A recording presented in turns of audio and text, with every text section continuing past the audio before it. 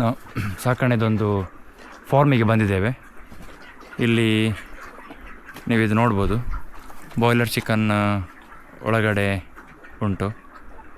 So ಇಲ್ಲಿ ಎಂತ ಅಂತ ಹೇಳಿದರೆ, ಈ ಕೃಷಿಯನ್ನು ಸ್ಟಾರ್ಟ್ ಮಾಡೋದಾದರೆ ಹೇಗೆ ಸ್ಟಾರ್ಟ್ ಮಾಡಬಹುದು, ಮತ್ತು ಇದರಲ್ಲಿ ಯಾವುದೆಲ್ಲ ಚಾಲೆಂಜಸ್ ಬರ್ತದೆ, ಮತ್ತು ಹೇಗೆ ವರ್ಕ್ ಆಗ್ತದೆ ಅನ್ನೋದ್ರ ಬಗ್ಗೆ ಸ್ವಲ್ಪ ನಾವು ನೋಡುವ. ಫಸ್ಟಿಗೆ ಒಳಗೆ ಹೋಗುವ. ಇದು ನಮ್ಮದು ಈಗ ಒಂದು ಸ್ಮಾಲ್ ಸೆಟಪ್, ಸಣ್ಣ ಸೆಟಪ್ ಉಂಟು. ಇದು ಬಾಯ್ಲರ್ ಚಿಕನ್. ಇದು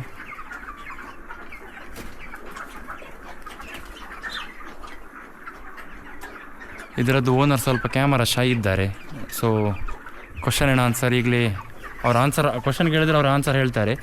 ಸೊ ಸರ್, ಇದು ಶೆಡ್ ಈಗ ನೀವು ಯಾವ ಥರ ಕಟ್ಟಿದ್ದೀರಿ? ಅಂದರೆ ಮೇಯ್ನ್ ಶೆಡ್ ಕಟ್ಟುವಾಗ ಯಾವ ರೀತಿ ನಾವು ಕಟ್ಟಬೇಕು? ಫಾರ್ ಎಕ್ಸಾಂಪಲ್ ಬೇರೆ ಯಾರಾದರೂ ಮಾಡುವವರಿದ್ದರೆ ಯಾವ ರೀತಿ ಶೆಡ್ಡನ್ನು ಕಟ್ಟಬೇಕು?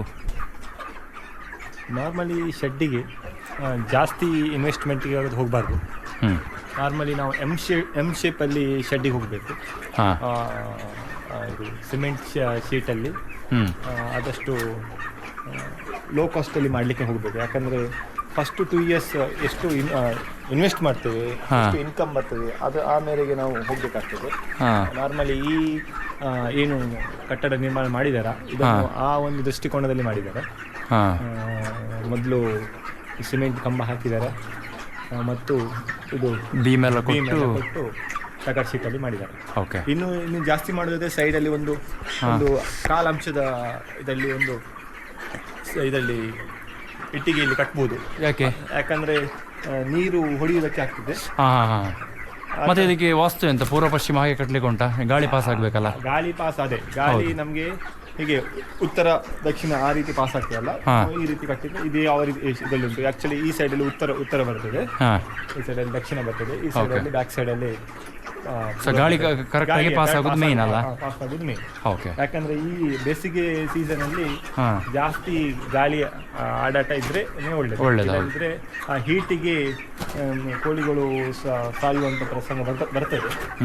ನಾರ್ಮಲಿ ನೀವು ಒಂದಲ್ಲಿ ನೋಡಿರ್ಬೋದು. ನೋಡಿ, ಅದಕ್ಕೆ ತುಂಬಾ ಟೆಂಪರೇಚರ್ ಜಾಸ್ತಿ ಆಗಿ ಆ ರೀತಿ ಆಗಿದೆ. ಅಂದ್ರೆ ಇದು ಇದಕ್ಕೆ ಇದು ಟೈಮ್ ಜಾಸ್ತಿ ಆದಾಗೆ, ಫಾರ್ ಎಕ್ಸಾಂಪಲ್ ಇದು ಈಗ ಸಾಧಾರಣ 30 ದಿವಸದ ಕೋಳಿಗಳು, ಈಗ 30 ಜಾಸ್ತಿ ಆದಾಗ ಕ್ರೌಡ್ ಜಾಸ್ತಿ ಆಗ್ತದೆ. ನಾವು ಏನ್ ಮಾಡ್ತೇವೆ ಅಂದ್ರೆ ಸ್ಟಾರ್ಟಿಂಗ್ ಹಾಕುವಾಗ ಇಲ್ಲೇ ನಾವು ಸೆಟಪ್ ಮಾಡ್ತೀವಿ, ಪಾರ್ಟಿಷನ್ ಮಾಡ್ತೀವಿ. ಮತ್ತು ಆ ಪಾರ್ಟಿಷನ್ ದೊಡ್ಡ ಮಾಡಿ ಮತ್ತು ಸ್ವಲ್ಪ ಕೆಳಗಿನ ಶೆಡ್ ಒಂದು ಉಂಟು, ಆ ಶೆಡ್ಗೆ ಟ್ರಾನ್ಸ್ಫರ್ ಶೆಡ್ ಮತ್ತೆ ನೋಡುವ. ಈಗ ಇದು ಉಷ್ಣ ಅಂದ್ರೆ ಇದರ ಪ್ರಕೃತಿ ಉಷ್ಣ ಪ್ರಕೃತಿ ಅಲ್ಲ, ಇದಕ್ಕೆ ಉಷ್ಣ ಪ್ರಕೃತಿ. ಅದಕ್ಕೋಸ್ಕರ ನಾವು ಕೆಳಗೆ ಇದರಲ್ಲಿ ಸ್ಟಾರ್ಟಿಂಗ್ ಹಾಕುವಾಗ ಇದ್ರದ್ದು ಭತ್ತದ್ದು ಹುಟ್ಟು ಅದು ಹಾಕ್ತೇವೆ ಸ್ಟಾರ್ಟಿಂಗ್ಗೆ. ಅದಾದ್ಮೇಲೆ ಪ್ರತಿ ಒಂದು 15 ದಿನಕ್ಕೋಸ್ಕರ ಹುಟ್ಟು ಹಾಕಿದ್ದು ಅದು ಏನು ಅದ್ರದ್ದು ಇದು ಮಾಡ್ತದೆ, ಆ ಹುಟ್ಟು ಮತ್ತೊಂದ್ಸಲ ಇದರಲ್ಲಿ ಮೇಲೆ ಕೆಳಗೆ ಮಾಡ್ತೇವೆ. ಯಾಕಂದ್ರೆ ಇಲ್ಲದಿದ್ರೆ ಅದು ಗಟ್ಟಿ ಆಗ್ತದೆ. ಅರ್ಥ. ಸಿಮೆಂಟ್ ಟೈಪ್ ಆಗ್ತದೆ. ಈಗ ಇದು ಎಷ್ಟು ದಿನ ಆಗಿದೆ ಇವುಗಳಿಗೆ ಪರ್ಟಿಕ್ಯುಲರ್ಲಿ? ಇವೆಲ್ಲ ನೋಡಿ, ಇದೆಲ್ಲ 30 ದಿನ ಆಗಿದೆ. ಇದು ಎಷ್ಟು ದಿನಕ್ಕೆ ನಾವು ಇವರಿಂದ ಕಳಿಸಲಿಕ್ಕೆ ಬರ್ತದೆ? 45 days? ಅದು ಡಿಪೆಂಡ್ಸ್ ಅಪಾನ್ ರಿಕ್ವೈರ್ಮೆಂಟ್, ಅವರ ಕಂಪನಿಯ ರಿಕ್ವೈರ್ಮೆಂಟ್ ಇರ್ತದೆ. ಕೆಲವು ಸಲ ಕಂಪನಿಯ ರಿಕ್ವೈರ್ಮೆಂಟ್ 38 ಡೇಸಿಗೂ ತಗೊಂಡು ಹೋಗ್ತಾರೆ, ಅಥವಾ 42 ಡೇಸ್ ತನಕ ಕೂಡ ಡಿಮಾಂಡ್ ಇದ್ದಾಗ. ಡಿಮಾಂಡ್ ಇದ್ದಾಗ ನಾವು ಸಪ್ಲೈ ಮಾಡೋದು. ಅವರೇ ಬಂದು ತಗೊಂಡು ಹೋಗ್ತಾರೆ, ಸಪ್ಲೈ ಅಲ್ಲ, ಅವರೇ ಬಂದು ತಗೊಂಡು ಹೋಗಿ. ಈಗ ಫುಡ್ ಕೂಡ ಅವರೇ ಕೊಡೋದು? ಅಲ್ಲಿ ನೀವು ಇಟ್ಟಿದ್ದೀರಿ ನೋಡ್ಬೋದು. ಫುಡ್ಡಿಗೆ ಹೋದ್ರೆ ಫಸ್ಟ್ 10 ಡೇಸ್ಗೆ ಒಂದು ಡಿಫ್ರೆಂಟ್ ಫುಡ್ ಇದೆ, ಅವರೇ ಕೊಡ್ತಾರಾ? ಅದೇ ಬರ್ತದೆ, ಅವರೇ. ಇದು ಯಾವ ಫುಡ್ ಇದು? ಇದು next second batch. Okay, last batch ಇದು. ಓಕೆ. ಸ್ವಲ್ಪ ಇದು ಗಟ್ಟಿ ಅಂದ್ರೆ ದೊಡ್ಡ ಇದರದ್ದು ದೊಡ್ಡದಲ್ಲಿ ಇರ್ತದೆ.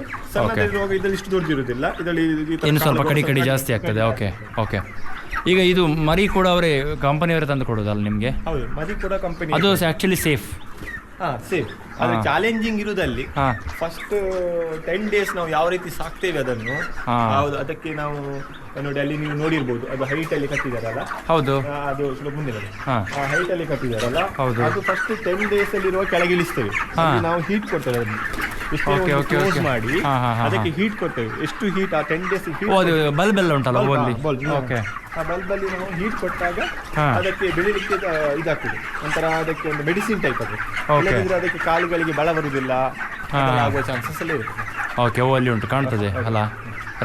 ಈಗ ಚಳಿಗಾಲದಲ್ಲಿ ನಮಗೆ ಆ ಹೀಟ್ ಸಾಕಾಗುದಿಲ್ಲ. ಮತ್ತೆ ನಾವು ಸೈಡ್ ಅಲ್ಲಿ ಒಂದು ಡ್ರಮ್ ಟೈಪ್ ಇಟ್ಟು ಡ್ರಮ್ ಅಲ್ಲಿ ಹೊರಗಡೆ ಉಂಟು. ಆ ಡ್ರಮ್ ಅಲ್ಲಿ ಒಂದು ಕಟ್ಟಿಗೆ ಹಾಕಿ ಅದು ಬೆಂಕಿ ಹಾಕ್ತೇವೆ. ಓಕೆ. ಚಳಿಗಾಲದಲ್ಲಿ ಮಳೆಗಾಲದಲ್ಲಿ ಈ ಸೀಸನ್ ಅಲ್ಲಿ ತೊಂದರೆ ಆಗುದಿಲ್ಲ.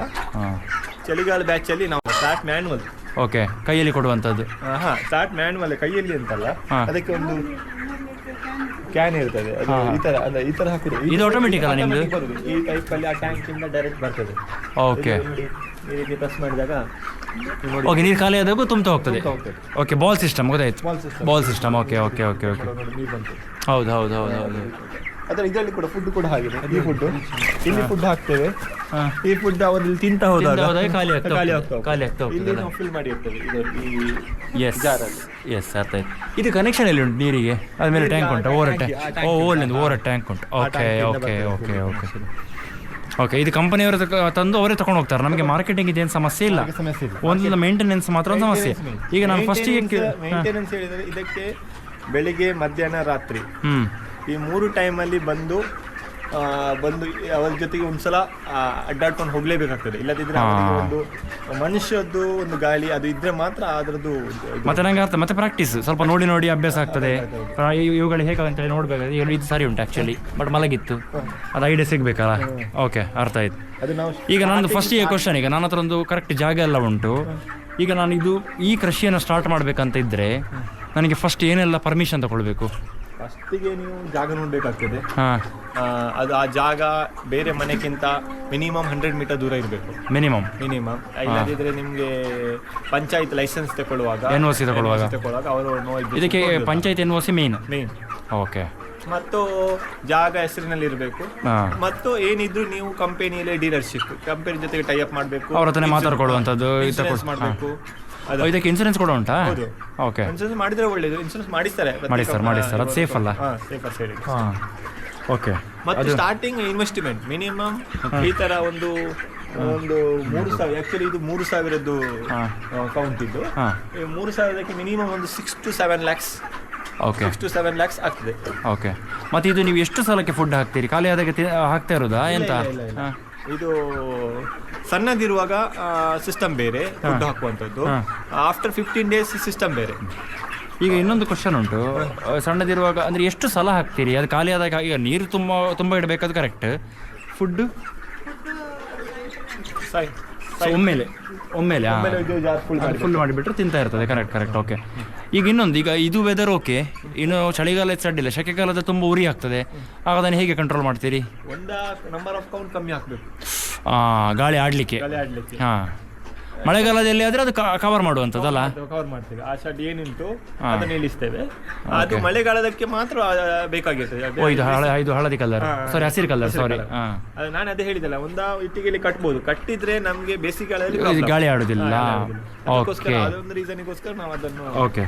ಈಗ ಮತ್ತೆ ಇನ್ನೊಂದು ಮೇನ್ ವಿಷಯ ಅಂತ ಹೇಳಿದ್ರೆ, ಇದಕ್ಕೆ ಹೆಚ್ಚಾಗಿ ಕಂಡು ಬರುವ ರೋಗ ಯಾವುದು, ಮತ್ತೆ ಅದಕ್ಕೆ ವ್ಯಾಕ್ಸಿನೇಷನ್ ಎಂತ ಕತೆ? ವ್ಯಾಕ್ಸಿನೇಷನ್ ನಾವು 3 ಸಲ ಅವರೇ ಕಂಪನಿಯವರು ಹಾಕ್ತಾರೆ. ಓಕೆ, ಎಲ್ಲ ಅವರೇ ಮಾಡ್ತಾರೆ. ಅಂದ್ರೆ ವ್ಯಾಕ್ಸಿನೇಷನ್ ನೀರಲ್ಲಿ ಕೊಡುದು. ನೀರಲ್ಲಿ ಒಂದೊಂದು ಡ್ರಾಪ್ ಹಾಕಿ ಅದು ಆ ಥರ ಕೊಡ್ತಾರೆ. ಓಕೆ. ಅದು ಅವರು ಮತ್ತು ಪ್ರತಿ 2 ದಿನಕ್ಕೋಸ್ಕರ ಸ್ಟಾರ್ಟಿಂಗ್ ದಿನಕ್ಕೋಸ್ಕರ ಮತ್ತು 2 ದಿನಕ್ಕೋಸ್ಕರ ಒಬ್ರು ರೈಟರ್ ಅಂತ ಕಂಪನಿಯಿಂದ ಬರ್ತಾರೆ ನೋಡ್ಕೊಂಡು ಹೋಗ್ಲಿಕ್ಕೆ. ಓಕೆ. ಸ್ಟೇಟಸ್, ಅದ್ರ ಹೆಲ್ತ್ ಅದೆಲ್ಲ ನೋಡಿ ಅವರಿಗೆ ಗೊತ್ತಾಗ್ತದೆ ಹೆಲ್ತ್ ಹೇಗೆ ಸಾಕ್ತಾ ಇದ್ದೀರಿ ಕತೆ ಅಂತ ಹೇಳಿ. ಓಕೆ. ಫಸ್ಟಿಗೆ ಸ್ವಲ್ಪ ಕಷ್ಟ ಆಗಿರ್ಬೇಕು, ಮತ್ತೆ ಅಭ್ಯಾಸ ಆಗಿ ಫಸ್ಟ್ 2 ಬ್ಯಾಚಿಗೆ ತುಂಬ ಕಷ್ಟ ಆಗಿದೆ ಓಕೆ ಅವರಿಗೆ. ಇದನ್ನು ಹೆಚ್ಚಾಗಿ ನೋಡ್ಕೊಳ್ಳೋದು ಅವರೇ. ಓಕೆ. ಸೊ ಅವರಿಗೆ ತುಂಬ ಸ್ಟಾರ್ಟಿಂಗ್ ಕಷ್ಟ ಆಗಿದೆ. ಮತ್ತೆ ಬರುವಾಗ ಇಟ್ ಈಸ್ ಸೆಟ್ ಆಗ್ತದೆ ಅಲ್ಲ? ಫುಡ್ ಇದು ಈ ದೊಡ್ಡ ಕೋಳಿಗೆ ಅಂದ್ರೆ ಆಫ್ಟರ್ 30 days ಅಂತ ಹೇಳ್ತೇವಲ್ಲ, ಅದು ಆಫ್ಟರ್ 15 days ಅಂತ ಈ ಫುಡ್ ಹಾಕ್ತಾರೆ. ಅದಕ್ಕಿಂತ ಮೊದಲು ಬೇರೆ ಫುಡ್ ಬರ್ತದೆ ಇದೇ ರೀತಿ, ಬಟ್ ಸಣ್ಣದಿರೋದು ಅಷ್ಟೇ. ಓಕೆ, ಇದು ವಿಷಯ. ಓಕೆ. ಇನ್ನು ಇದು ಮನ್ಯೂರ್ ಎಂತ ಮಾಡ್ತೀರಿ? ಗೊಬ್ಬರ ಇದು ಅದಕ್ಕೆ ಸಹ ಒಳ್ಳೆ ಡಿಮಾಂಡ್ ಇರಬೇಕಲ್ಲ? ಡಿಮಾಂಡ್ ಉಂಟು.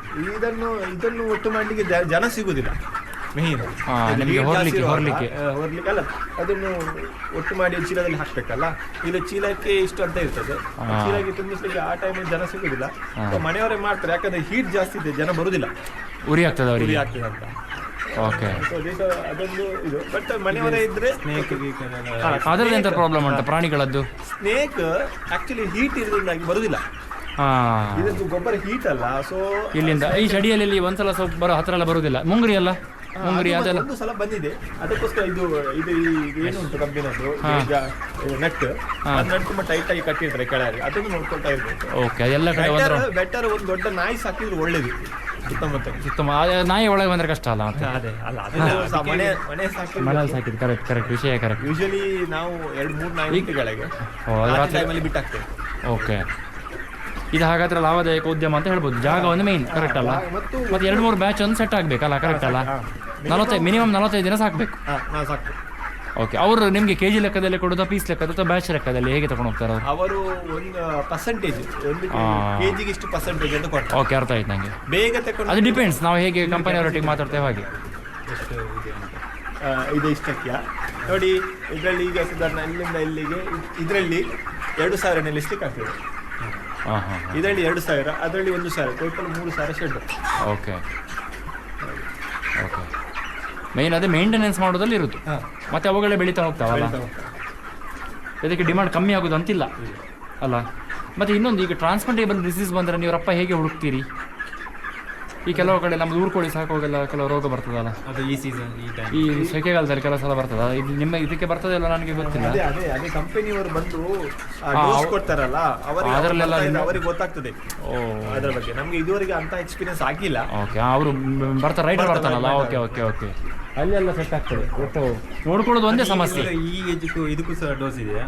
ಈ ಡೋಸ್ ಇಲ್ಲ, ಈಗ ಡೋಸ್ ಎಲ್ಲ ಆಗಿದೆ. ಮತ್ತೆ ಈಗ ಇನ್ನೊಂದು ವಿಷಯ, ಇಲ್ಲಿ ಕೆಲವು ಸೈಜಲ್ಲಿ ವೇರಿಯೇಷನ್ ಉಂಟು. ಅದೆಂತಕ್ಕೆ ಅದು ಒಮ್ಮೆಲೆ ಸರಿ ಆಗ್ತದಾ, ಕೆಲವು ಹಾಗೆ ಬರ್ತದೆ? ಕೆಲವು ಇದಕ್ಕೆ ಪ್ರೋಟೀನ್ ಇಂದಾಗಿ ಕೆಲವು ಆಚೆ ಈಚೆ ಆಗ್ತದೆ. ಅದಕ್ಕೋಸ್ಕರ ನಾವು ಪ್ರೋಟೀನ್ ಇದಕ್ಕೆ ಒಂದು ಇದು ಸಿರಪ್ ಹಾಕ್ತೇವೆ ನೀರಲ್ಲಿ. ಓಕೆ. ಸೊ ಆ ಡಿಫಿಷಿಯನ್ಸಿ ಇಂದ ಬರುದು ಅಂತ ಜಾಸ್ತಿ ಇಲ್ಲ, ಅದನ್ನು ಕೂಡ ತಕೊಂಡು ಹೋಗ್ತಾರೆ ಜಾಸ್ತಿ. ಇದು ಇನ್ನು 10 ದಿನದಲ್ಲಿ ಇದು ಸರಿ ಆಗ್ತದೆ. Okay okay. ಸೊ ಹಾಗಾದ್ರೆ ಮತ್ತೊಂದು ನೀವು ನೋಡಿರ್ತೀರಲ್ಲ, ಇದು ಇಷ್ಟು ಓಕೆ 30 ಡೇಸ್, ಇನ್ನು 5 ಡೇಸ್ ಅಲ್ಲಿ ತುಂಬಾ ದೊಡ್ಡದಾಗ್ತದೆ. ಆವಾಗ ವಿಪರೀತ ಶಬ್ದ ಮಾಡಿದ್ರೆ ಹಾರ್ಟ್ ಅಟ್ಯಾಕ್ ಆಗುವಂತ ಶಬ್ದ ಎಲ್ಲ ಉಂಟು ಅದಕ್ಕೆ. ಆಫ್ಟರ್ 30 ಡೇಸ್ ಆದಷ್ಟು ಜಾಗ್ರತೆ ಮಾಡಿ ಸಾಕು. ಓಕೆ.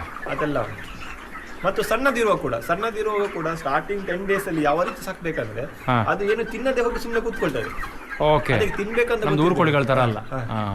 ಆವಾಗ ನಾವು ಏನ್ ಮಾಡ್ಬೇಕು, ಪ್ರತಿಯೊಂದು 2 ಗಂಟೆಗೆ ಒಂದ್ಸಲ ಬಂದು ಅವರನ್ನು ಏಳಿಸ್ಬೇಕು.